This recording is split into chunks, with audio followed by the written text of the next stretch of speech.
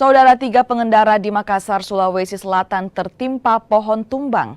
Korban dilarikan ke rumah sakit usai alami luka patah tulang. Bersama teman-teman rescue Baton 2. Pohon tumbang yang menimpa 3 pengendara yang melintas terjadi di Jalan Urip Sumoharjo, Makassar, Sulawesi Selatan. Korban langsung dilarikan ke Rumah Sakit Ibnu Sina untuk jalani perawatan intensif. 1 dari 3 korban alami luka patah kaki dan tangan. Petugas gabungan dari TNI, Polri, Damkar, dan Dishub diterjunkan untuk membersihkan batang pohon tumbang agar bisa dilalui oleh pengendara.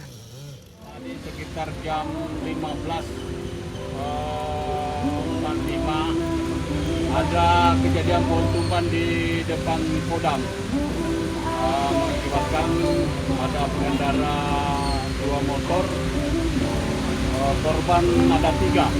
Sementara korbannya luka-luka dievakuasi ke rumah sakit Kusina. Untuk sementara ini